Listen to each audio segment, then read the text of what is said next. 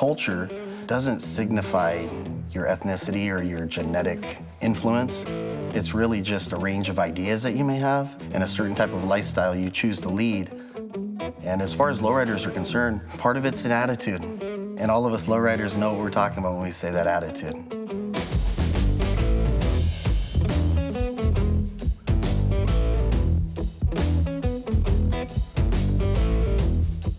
We're all about self-expression. That's why everybody's paint job looks a little bit different. The look of everybody's car is slightly unique to their own personal touch. It's sharing of ideas, it's a respect for history. Whether it's in my '62 Impala or my 1936 Cadillac, when I'm sitting in the car, I immediately transport myself to that time. There were people who experienced the Depression, that experienced World War II, who at one point had probably driven in this car where we sit. And some of these gems that we call them have been sitting in a yard and rusting away, and we're able to take something that's been neglected and completely refurbish and make drivable again. It all started kind of back when I was a young teenager and being exposed to it. Started to go into some of the car shows and the cruise nights, and I would pitch in. They would tell me that if you'll help us clean it and whatnot, then we'll take you out cruising. So that's kind of my first foray into it and how I got exposed to it.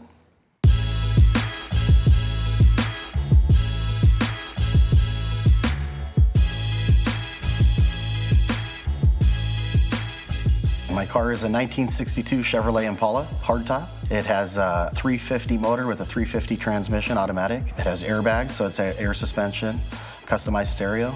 I also have 14x7 Dayton wire rims, and it has a custom black paint job with red metal flake in it. I'm still not finished with it. Most of us car guys will say we're never finished. So there are a few other things I still want to do, but for me, I wanted something that more or less was something I can kind of get in and go and kind of work on along the way. So I've been able to enjoy it. It was a dream of mine always to have an Impala. That was kind of like, for me, a benchmark of a lowrider.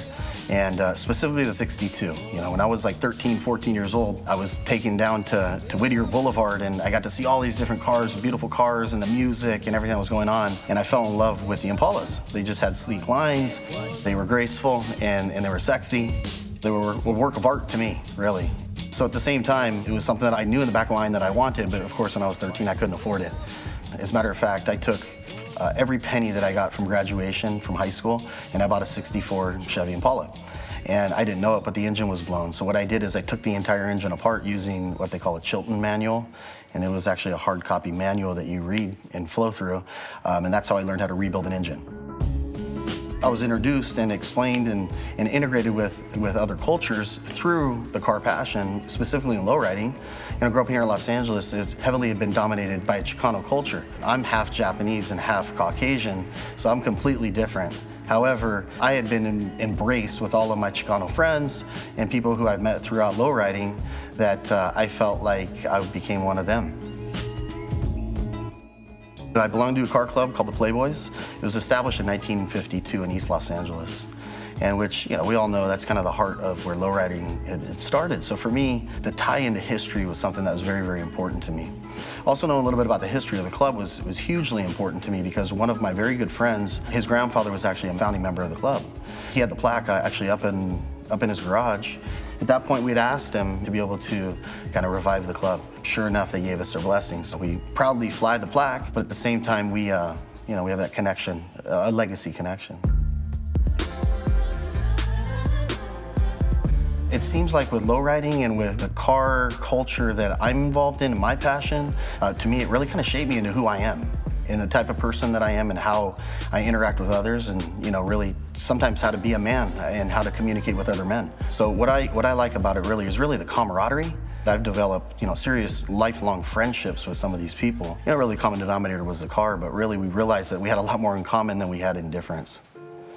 I was born in Yokohama, Japan. My father is 100% Japanese. My mom is Caucasian. She's German and Welsh. My mom comes from a background of kind of wealthy socialites and upper crust of American society. In a very early age, shortly after World War II, my grandfather, who was in the shipping business, actually moved the entire family out to Japan. And my father came from a blue-collar, Japanese family. My mom came from a wealthy American family, and it was kind of ironic that they met. It was kind of a Romeo and Juliet story. They worked at Japan Airlines together, and they met in Japan. So they eloped, and then I came along, and my sister came along, and we moved over here shortly after. My parents decided to buy a home and kind of set roots down in Diamond Bar, California, which is kind of in the eastern suburbs of Los Angeles. It was a town that is a multicultural community, and I'm blessed looking back on it to know that I was raised with so many other races and cultures and ethnicities that we all got along well, so racism wasn't a big thing. I had big dreams. I like sports. I played soccer all through high school, and I played through college at UC San Diego. I played a couple years out of the country, played soccer professionally. Back in my day, I actually made the final cut of playing for the U.S. Olympic soccer team. So I was playing soccer, but really my dream ever since I was in 5th grade is I knew I was going to be a surgeon. I was going to be a doctor. I have a degree in molecular biology, so I was dead set on it. I worked at a hospital for 3 years, and it was about my 3rd year of college that all the doctors I worked with said, your personality isn't cut out to be a physician. You need to spread your wings. You have so many more opportunities. So I kind of took the advice of people who I was mentored under to say, this is not my calling in life. For a little while, I coached soccer until I figured out what I wanted to do, and then I really realized that I was good at sales. Every time I got a part-time job, it was always sales-oriented. I moved to Los Angeles from San Diego for the land of opportunity to find a job, and I got a good job as a salesperson. So fast-forwarding to around the end of the decline of the housing industry, I realized that I didn't want to be in the industry that I was in, which was selling home furnishings, because it seemed like it was kind of a dead end. At that point, I was pretty fortunate because 2 of my colleagues actually had experience in fundraising. We started a business in which we started raising money for high school athletic groups and high school bands. I had just really established my business in Los Angeles. Everything was going well. My world got turned upside down. At the time that my dad was diagnosed with cancer, we were all shocked. What was even more shocking is that less than 90 days later, he passed away. The loss of my father was the most difficult part of my life thus far.